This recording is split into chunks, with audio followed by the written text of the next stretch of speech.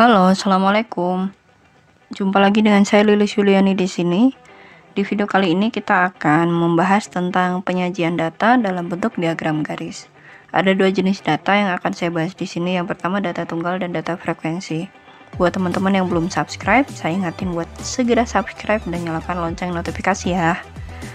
Oke, selanjutnya untuk data tunggal sama seperti diagram batang sebelumnya. Kalau di soal biasanya sudah ada tertera tabel seperti ini, tabel datanya. Kemudian nanti teman-teman diarahkan untuk membuat diagram garis. Nah, kalau di diagram garis hampir sama dengan diagram batang ya, ini kita langsung aja menentukan titik-titik koordinatnya untuk masing-masing data. 40 itu ada di 6. Jadi saya ulangi lagi ya sebelumnya. Untuk diagram garis ini membuat koordinat kartesiusnya atau bagian diagramnya ini sama dengan hampir sama dengan diagram batang. Jadi disarankan untuk jarak buat ininya tuh sama. Jadi kalau misalkan di sini jaraknya 1 cm ya 1 cm semua. Kemudian jarak untuk variabel yang kuantitatif, misalkan selisihnya 5 ya 5 semua, selisihnya 3 semua, selisihnya 100 semua, seperti itu.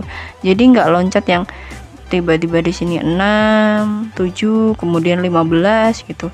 Jangan seperti itu ya. Oke. Bisa dipahami ya. Kita lanjutkan. Yang 40 itu 6, berarti kira-kira ada di sini ya. Nah, kalau diagram batang kan pakai batang ya. Kalau di sini kita buatnya titik. Jadi kita tarik garis bantu dulu, kemudian dibuat titik.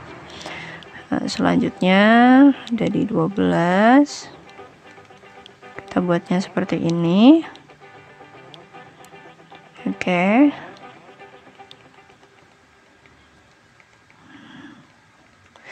Ini kalau teman-teman buatnya di buku tulis gitu ya, disarankan untuk pakai penggaris ya, biar satu lebih rapi, kemudian lebih pas gitu garisnya.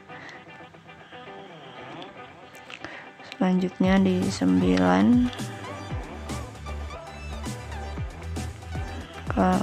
Jadi garis putus-putus ini untuk ngebantu kita ngebaca datanya, posisi titik itu ada di mana gitu.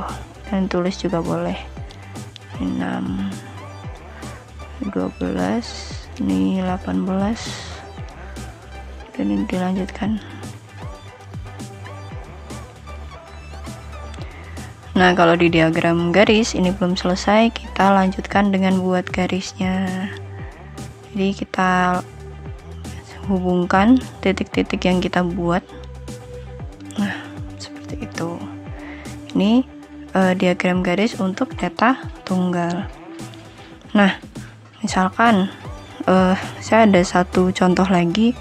Jadi diagram garis itu digunakan untuk memantau satu hal yang memiliki waktu. Artinya gini, misalkan contohnya di kasus COVID ini, memantaunya kita perkembangan kasus COVID gitu kan, di satu wilayah tertentu dalam kurun waktu tertentu. Nah, di kurun waktunya itu yang kita perhatikan dengan diagram garis.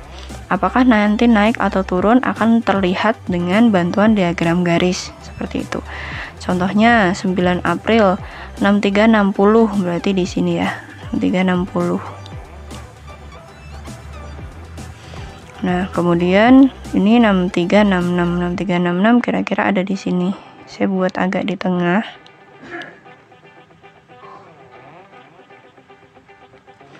Selanjutnya 6379 agak ke sini ya. Ini udah mau mepet 6380. Selanjutnya di 6384, berarti ada di tengah di sini.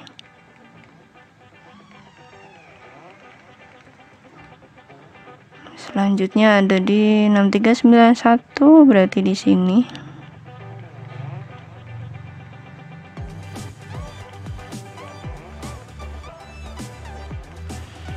6342. kira-kiranya di situ ya. Kita lanjutkan. Nah, setelah itu kita buat diagram garisnya atau kita hubungkan titik-titiknya. Nah, dari sini bisa dipahami atau bisa dibaca bahwa data kasus COVID di Kabupaten Kendal dari 9 sampai 14 April 2021 itu terus mengalami kenaikan gitu kan. Kalau misalkan kita lihatnya dari data yang di tabel seperti ini pun bisa, tetapi untuk melihat kejelian kita melihat satu persatu angka ribuan di sini kan agak susah. Jadi untuk memudahkan butuh visualisasi data dalam bentuk diagram garis. Jadi memudahkan untuk membaca data. Oh, kesimpulannya di 1 minggu ini kasusnya terus meningkat. Seperti itu. Selanjutnya untuk yang diagram garis data frekuensi. Sama dengan yang diagram batang, kita membuat titik tengah. Saya ulangi lagi, caranya mencari titik tengah itu banyaknya angka di sini, kemudian dibagi 2. Nah, ilustrasinya seperti ini. 50 dari 51 ke 60 itu ada berapa? 10 bilangan. 10 bilangan itu kalau saya bagi 2 ada 5 bilangan pertama dan 5 bilangan kedua ya kan. Nah, batasnya di sini ada angka berapa? 55. Di sini ada angka 56. Nah, ini kita jumlah, kita bagi 2. Ketemunya adalah 55,5. Itu yang kita buat jadi titik tengah gitu. Kalau misalkan Kak, genep kan bisa dibagi 2. Iya, tapi titik tengahnya bukan 55, bukan 56, tapi di 55,5 gitu. Gitu juga di bawahnya. Kemudian setelah ketemu titik tengahnya, kita langsung buat di sini. Kita langsung buat di sini. Gitu. Selanjutnya ada di sini.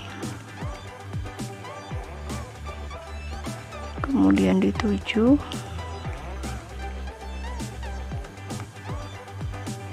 Kemudian ada di 3. Sorry.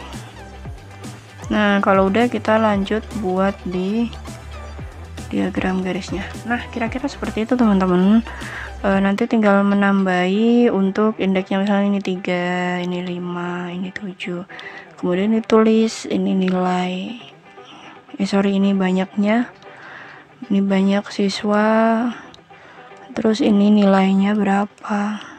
Gitu kan. Itu. Itu caranya teman-teman. Mudah kan? Semoga bermanfaat, semoga membantu. Terima kasih buat teman-teman yang sudah subscribe dan nonton video ini.